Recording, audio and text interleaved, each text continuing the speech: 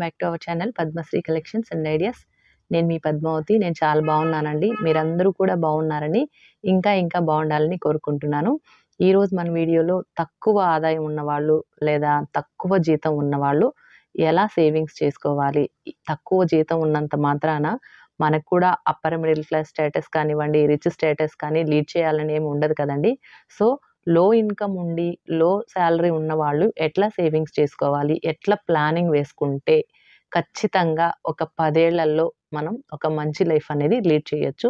దానికి బేస్ ఎలా ఉండాలి అంటే, ఇప్పుడు ఎలా పడితే అలా ఖర్చు పెట్టేసే వాళ్ళు ఉంటారు. ఇన్కమ్‌ని కరెక్ట్‌గా ఒక ప్లానింగ్ ప్రకారంగా మనం ఫాలో చేస్తే ఖచ్చితంగా సేవింగ్స్, ఇన్వెస్ట్‌మెంట్ పెట్టుకొని దాని ద్వారా మనం మంచిగా ఫిక్స్డ్ అసెట్స్ అనేది కొనగలం. సో అది ఎట్లా ఉండాలి, ఎట్లా ప్లానింగ్ చేసుకోవాలి అనేది చూద్దామండి. సో ఇది మనకి సబ్స్క్రైబర్ అడిగారనమాట. అక్క మాకు లో ఇన్కమ్ ఉంది. సో మేము కూడా మంచిగా లైఫ్ లీడ్ చేయాలని అనుకుంటున్నాము. కొంచెం ఐడియాస్ చెప్పండి అని చెప్పారు. సో నేను లాంగ్ బ్యాక్ వీడియోస్‌లో కొన్ని పాయింట్స్ చెప్పానండి. అవి చూడండి. ఓల్డ్ వీడియోస్ కూడా చూడండి. బట్ ఇప్పుడు మనకు కొత్త సబ్స్క్రైబర్స్ అందరూ చాలామంది యాడ్ అవుతున్నారు కాబట్టి వాళ్ళందరి కోసం ఈ వీడియో చేస్తున్నాను. మీకు ఒక మోటివేషనల్ వీడియోగా ఉంటుంది. సో జనరల్‌గా మనం ఎలా ఆలోచిస్తామంటే, మిడిల్ క్లాస్ వాళ్ళు అప్పర్ మిడిల్ క్లాస్‌కైనా ఎదగాలి అని అనుకుంటారు. లేదా మిడిల్ క్లాస్ కన్నా తక్కువ కొంచెం below middle class, lower middle క్లాస్‌లో ఉన్నవాళ్ళు అట్‌లీస్ట్ మనం మిడిల్ క్లాస్‌లో ఉన్న వాళ్ళ రేంజ్‌కైనా వెళ్ళాలి అనేది సహజంగా ఆలోచిస్తాం. అదేవిధంగా అప్పర్ మిడిల్ క్లాస్‌లో ఉన్న వాళ్ళు కూడా అదే లైఫ్ లీడ్ చేయాలని ఎవ్వరు అనుకోరు. ఉన్న స్టేటస్ కన్నా కూడా బెటర్‌గా ఉండాలి మన స్టేటస్ అనే ఆలోచిస్తారు. సో వీళ్ళు కూడా అప్పర్ మిడిల్ క్లాస్ వాళ్ళు కూడా రిచ్ స్టేటస్ కావాలి, లీడ్ చేయాలని అనుకుంటారు. సో ఎప్పటికప్పుడు ఈ స్టేటస్ అంటే ఫైనాన్షియల్‌గా అంటే ఆర్థిక సంబంధించిన విషయాలకొస్తే మాత్రం ఎవ్వరికీ కూడా ఒక సాటిస్ఫాక్షన్ అనేది ఉండదు. బట్ మనం ఒక డెస్టినేషన్, ఒక ఎయిమ్, గోల్ అనేది పెట్టుకున్నప్పుడు దాన్ని రీచ్ అవ్వగలిగితే మనం కొంచెం సాటిస్ఫైడ్ లైఫ్ లీడ్ చేశామనేసి మనకు సంతృప్తి అనిపిస్తుంది. So okay. నేను అనుకున్నది సాధించాను. బట్ ఇంకా సాధించాలి అని తరచూ మనిషికి ఏవో ఒక కోరికలుంటాయండి. కోరికలనేది అనంతం. కానీ మనం కోరే కోరికలు ఏమంటారు, నిజాయితీగా ఉన్నాయా లేదా అనేది చూసుకుంటే చాలు. ఇక్కడ వస్తే ఇంకొక విషయం ఏమంటే, జనరల్‌గా ఎక్కువగా ఈ కంపారిజన్ అనేది లేడీస్‌లోనే ఉంటుంది. ఎందుకంటే ఫంక్షన్స్‌కి అటెండ్ చేస్తారు, ఎక్కడో వెళ్తారు, బయట వాళ్ళతో చాటింగ్ చేస్తారు, నైబర్స్‌తో మీటింగ్, ఏదో ఒక మీటింగ్‌లో ఉన్నప్పుడు ఏదో ఒక విషయంలో కంపారిజన్ అనేది కంపల్సరీగా వస్తుంది. సో అలాంటప్పుడు ఏమంటే మనం కూడా కొంచెం బెటర్ లైఫ్ లీడ్ చేస్తే బావుంటుంది.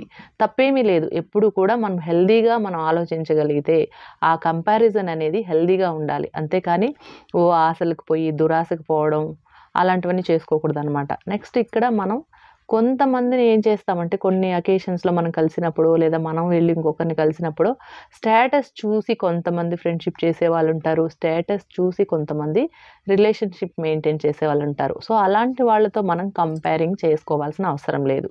మనకంటూ మనం ఎదగాలి, మనం కూడా బావుండాలి, ఇది మనకి మన లైఫ్ మంచిగా ఉండాలి అనేది మనం ఆలోచించాలి. పక్క వాళ్ళతో కంపేర్ చేసుకొని వాళ్ళతో పాటు మనం పరిగెట్టాలి అంటే వాళ్ళు ఎన్నో రకాలుగా సంపాదిస్తూ ఉంటారు.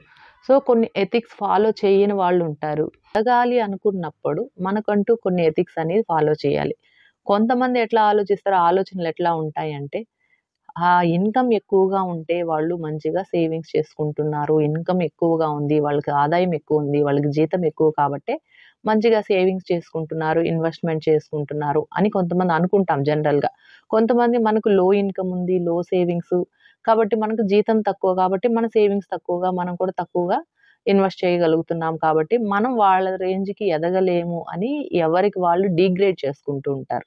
సో ఇది రెండూ తప్పే అండి. ఎప్పుడు కూడా ఇన్‌కమ్ ఎక్కువగా ఉన్న వాళ్ళందరూ ఎక్కువగా సేవింగ్స్ చేస్తారని లేదు. వాళ్ళకేవో అలవాట్లుండొచ్చు. వాళ్ళకి అసలు సేవింగ్స్ మీద ఐడియా కూడా లేకుండా ఉండొచ్చు.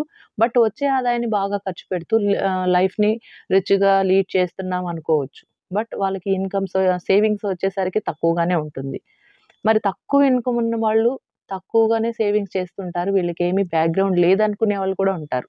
సో అది కూడా తప్పే. అంటే తక్కువ ఇన్‌కమ్ ఉంటే మాత్రం తక్కువగానే సేవింగ్స్ అనుకోకూడదు. తక్కువగా ఇన్‌కమ్ ఉన్న వాళ్ళు ఎక్కువ పర్సెంట్ సేవింగ్స్ చేస్తూ ఇప్పుడున్నటువంటి నాకు తెలిసే అండి, ఒక సాదా సీదా మధ్య తరగతి కుటుంబం నుంచి వచ్చి 10 ఏళ్లలో 10 సంవత్సరాలండి.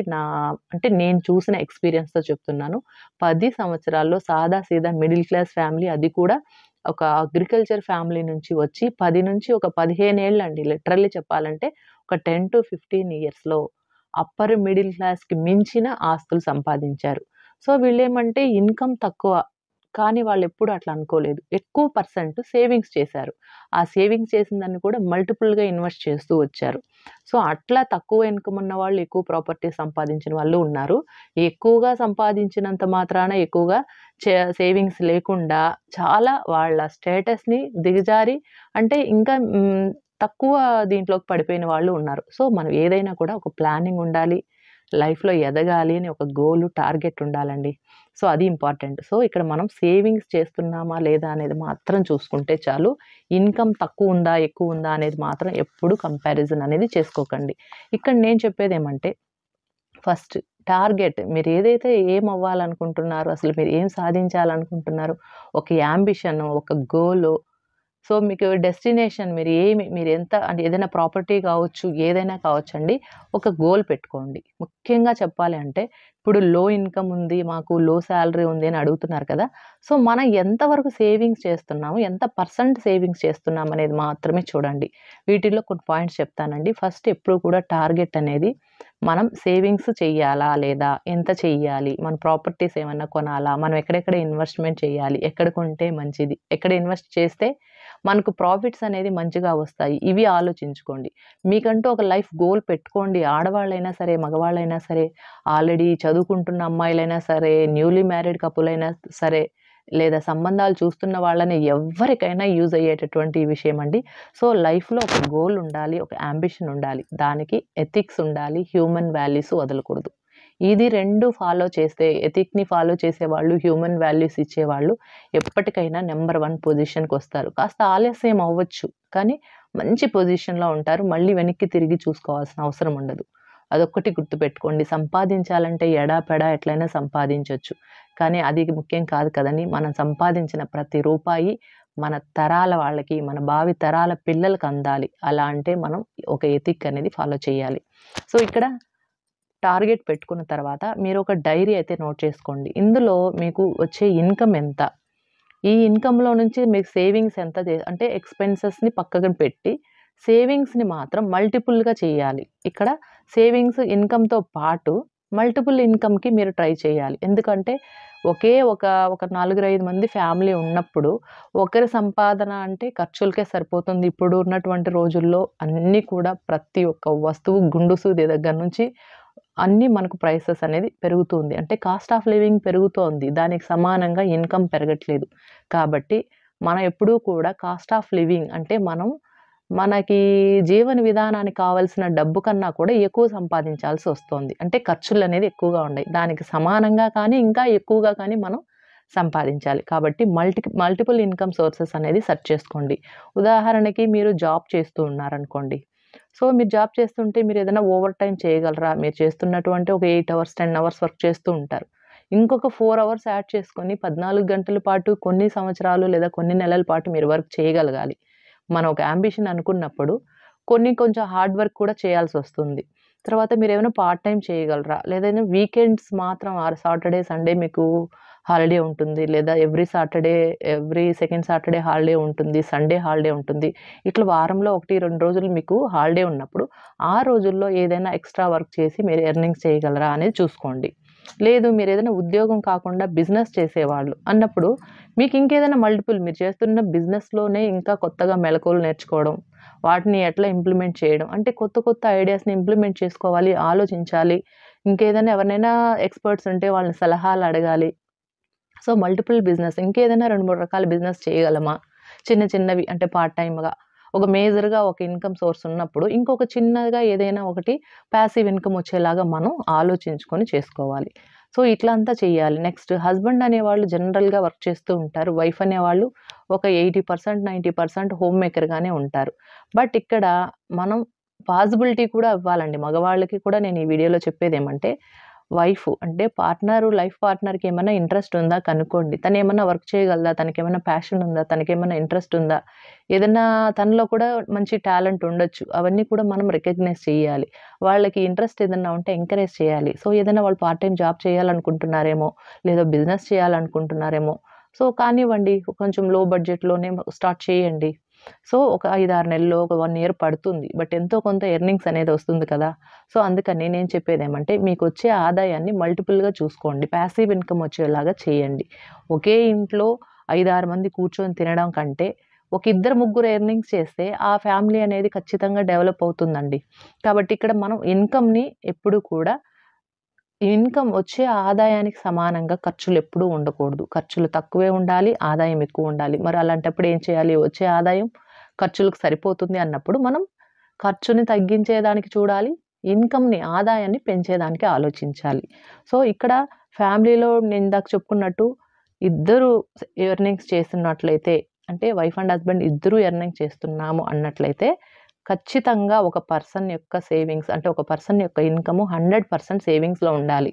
సో, అది హస్బెండ్ అయినా సరే, వైఫ్ అయినా సరే ఒకరి సంపాదన పూర్తిగా సేవింగ్స్‌లోనే పెట్టాలి. నెక్స్ట్ ఇక్కడ సేవింగ్స్ ఎక్కడ పెట్టాలి? ఎలా పెట్టాలి? ఎలా పెడితే మనకి మల్టిపుల్‌గా మనకి ప్రాఫిట్ అనేది వస్తుంది. సో, ఎప్పుడూ కూడా మనం రూ. 10 దాచినా, రూ. 100 దాచినా, 10,000 దాచినా 4, 5 రకాలుగానే సేవింగ్స్ చేయాలి. దాంట్లో మొట్టమొదటిది గోల్డ్ అనే చెప్తానండి. ఇవాళ రేపు భూమి తరువాత, రియల్ ఎస్టేట్ తర్వాత ఉన్నటువంటి వాల్యూ గోల్డ్‌కుంది. అంటే ఎందులో పెట్టుబడి పెడితే ఎక్కువ ఆదాయం ప్లస్ మనకి సేఫ్టీ అంటే గోల్డే అని చెప్తానండి నేనైతే. So, first priority gold. తర్వాత గోల్డ్‌కి గూడా ఎంత పర్సెంటేజ్ అనేది చెప్తానండి మీకు. తర్వాత ఏదైనా మంచిగా బ్యాంక్స్‌లో ఫిక్స్డ్ డిపాజిట్ వేయడం, పోస్ట్ ఆఫీస్‌లో ఆర్‌డీ కట్టుకోవడం, ఏదన్నా చిట్ అండి మీకు డివిడెంట్ వచ్చే చిట్టు వేసుకొని, ఆ చిట్టిని కూడా పాడిన తర్వాత మళ్ళీ ఎఫ్‌డి కింద వేసుకోవడం. అంటే మనం మల్టిపుల్‌గా మనకొచ్చే ఇన్‌కమ్‌ని రకరకాలుగా పెడుతూ చేసుకోవాలి. ముఖ్యంగా మగవాళ్ళు చేయాల్సింది మిడిల్ క్లాస్ ఫ్యామిలీలో పైకి ఎదగకపోవడానికి కారణం ఇంట్లో మగవాళ్ళనుకోండి, వాళ్ళకేదైనా బ్యాడ్ హ్యాబిట్స్ ఉంటాయి. సో, అలాంటివి ఖచ్చితంగా రెడ్యూస్ చేసుకోవాలి. వీలైతే అవాయిడ్ చేసుకోవాలి. అదే విధంగా ఆడవాళ్ళలో కూడా ఉంటుందండి. సో, టూ మచ్‌గా షాపింగ్ చేసేసేయడం, విపరీతంగా బట్టలు కొనేయడం, అన్నెసెసరీ వస్తువులు ఇంటికి అది ఇది ఉన్నవి, లేనివి కలిపి తీసేసుకుంటూ ఉండడం. ఇవన్నీ కూడా అవాయిడ్ చేయాలండి. ఇది మీకొచ్చే ఆదాయం బట్టే ఉంటుందనుకోండి. నెక్స్ట్ ఇప్పుడు మీకొచ్చే ఇన్‌కమ్‌లో 30% నుంచి 40% వరకు అంటే మీకొచ్చే ఆదాయాన్ని బట్టి ఇది డివైడ్ చేసుకోండి.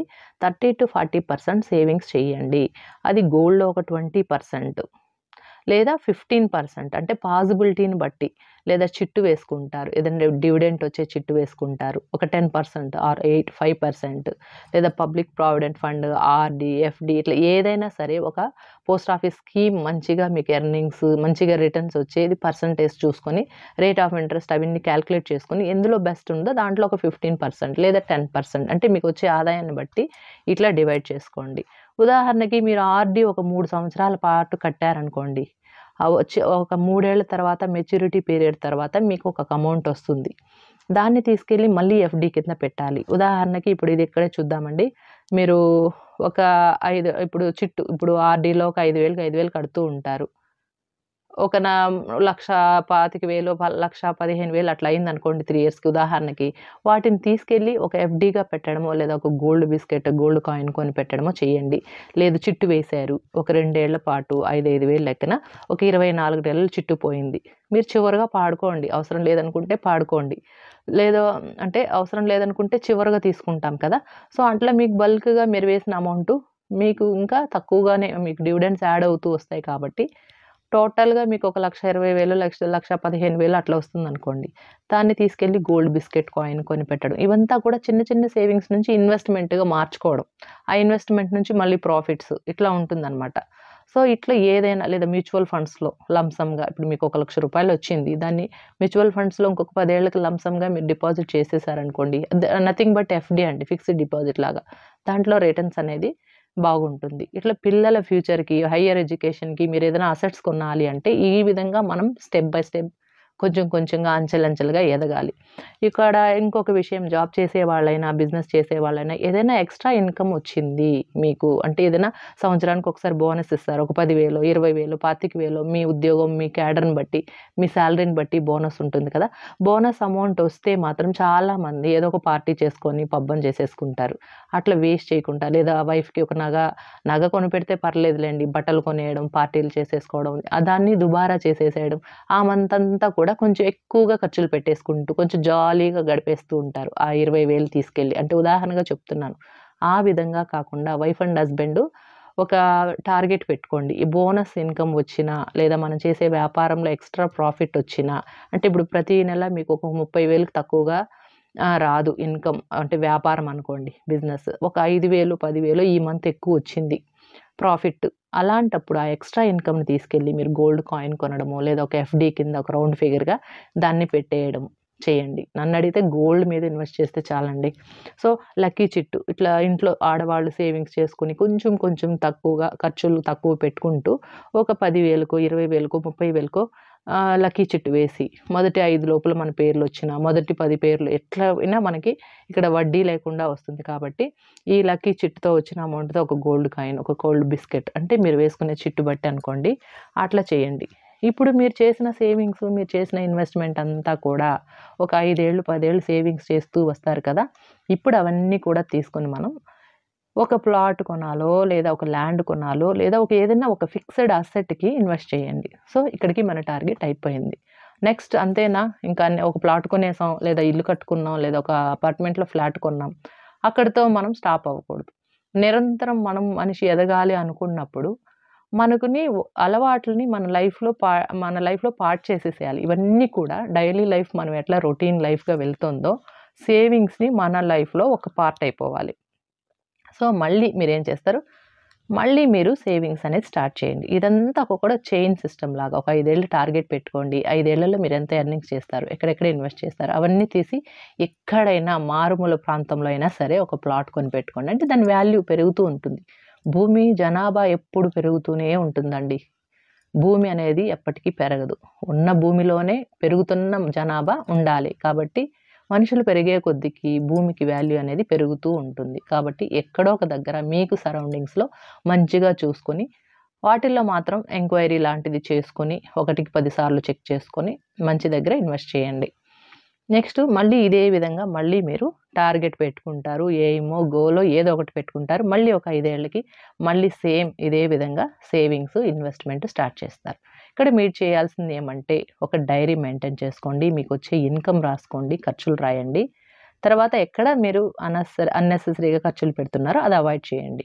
సో, వీటిల్లో ముఖ్యంగా ఒక మధ్య తరగతి వాళ్ళైనా, ఒక దిగువ మధ్య తరగతి వాళ్ళైనా ఎదగాలి అనుకున్నప్పుడు కొన్ని రూల్స్ అయితే ఖచ్చితంగా పాటించాలి. అవి ఔట్ సైడ్ ఫుడ్ తీసుకోవడం. అది ఆరోగ్యానికి మంచిది కాదు.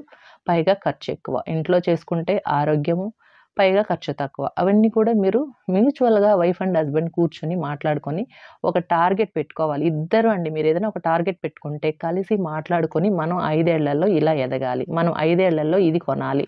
మన 5 ఏళ్లలో ఇంత సంపాదించాలి. లేదా 10 ఏళ్లలో ఒక ఇల్లు కట్టుకోవాలి. ఇట్లా ఒక టార్గెట్ అనేది మ్యూచువల్ అండర్‌స్టాండింగ్‌తో పెట్టుకోవాలి.